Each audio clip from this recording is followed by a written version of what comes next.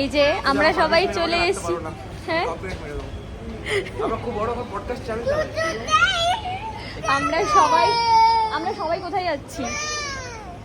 আগে বল, আমরা কোথায় যাচ্ছি? টুটু ট্রেনে করে কোথায় যাচ্ছি? আমরা থাইল্যান্ড যাচ্ছি সারপ্রাইজ দিতে নাকি? ও সারপ্রাইজ দিতে যাচ্ছে থাইল্যান্ডে।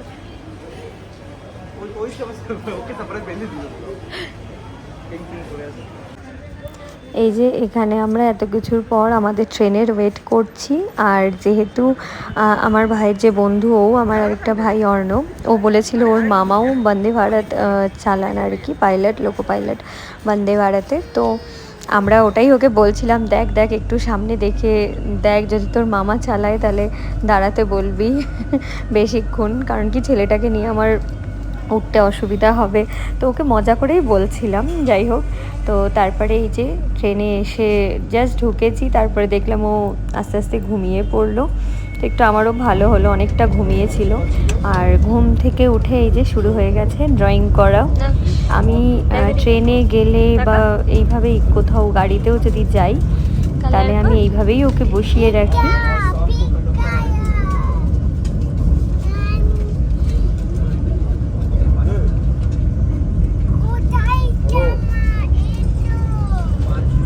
ফোন দেওয়ার থেকে অনেক অনেক অনেক বেটার এইভাবে বাচ্চাদেরকে এনগেজ করে রাখা।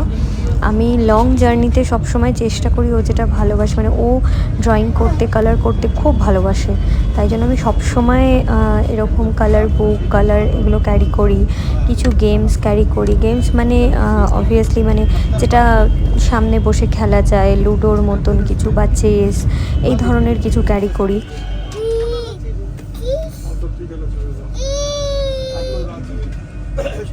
কি কালার করছো তুমি? না এটা কি? এটা কি? নো, এটা কি? এটা কি মা?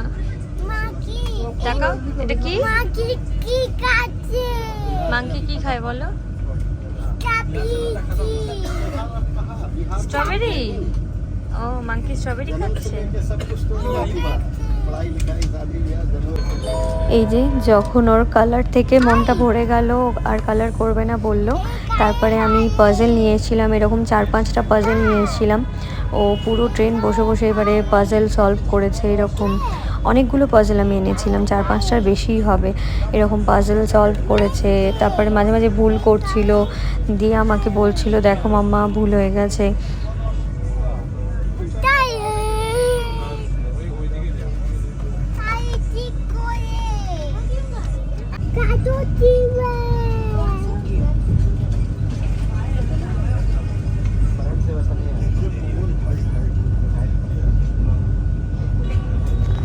আবার মাঝে মাঝে ও উঠে উঠে কিন্তু চায় একটু সবার সাথে গল্প করে। বিশেষত আমাদের আশেপাশে যারা সিটে থাকেন তাদের সাথে একটু গল্প করে, সিটের ওপর দাঁড়িয়ে একটু গল্প করে। এটা আমি বলছি আগের বছরের। এখন তো অনেকটা বুঝতে শিখে গেছে, তাই অতটা অসুবিধা হয় না। কিন্তু ছোটোবেলাতে বাচ্চাদের নিয়ে ট্রেন জার্নি করা, বিশেষত একা যদি কোথাও যাওয়া হয়, তাহলে সত্যিই ওটা একটু কষ্টকর। তো আমি সবাইকে বলবো, এটা ভীষণভাবে এটা আমি প্রেফার করি যে পাজেল বা ব্লগস বা ড্রয়িংয়ের কিছু বা স্টোরি বুক এগুলো ক্যারি করতে। এগুলো বাচ্চারা এনগেজে থাকে এবং ফোন দেখার থেকে মানে লক্ষ লক্ষ কোটি কোটি গুণ ভালো এই ধরনের অ্যাক্টিভিটিসের মধ্যে বাচ্চাকে এনগেজ করে রাখা।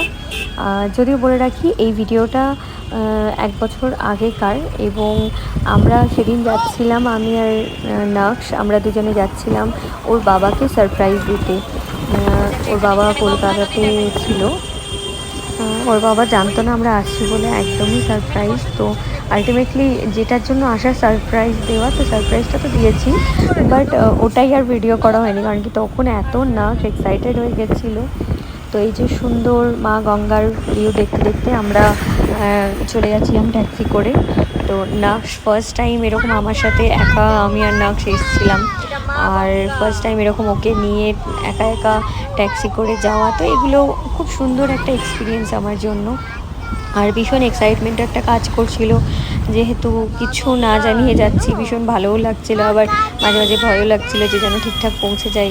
বিকজ এত বছর বিয়ের হয়ে গেছে, তাও কলকাতার যে আমাদের ফ্ল্যাটটা আছে সেই জায়গাটা যেহেতু খুব কম যাওয়া হয়, সেই জায়গাটা আমি মানে একটু যদি গলি ঘুরিয়ে কোথাও দিয়ে নিয়ে যায় আমি তাহলে বুঝতে পারি না।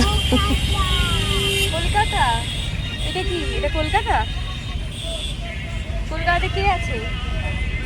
কে আছে কলকাতায়? টুটু ট্রেনে করে তো আমরা এসছি, আর বাবা আছে কলকাতাতে। হ্যাঁ, আমরা বাবার কাছে যাবো।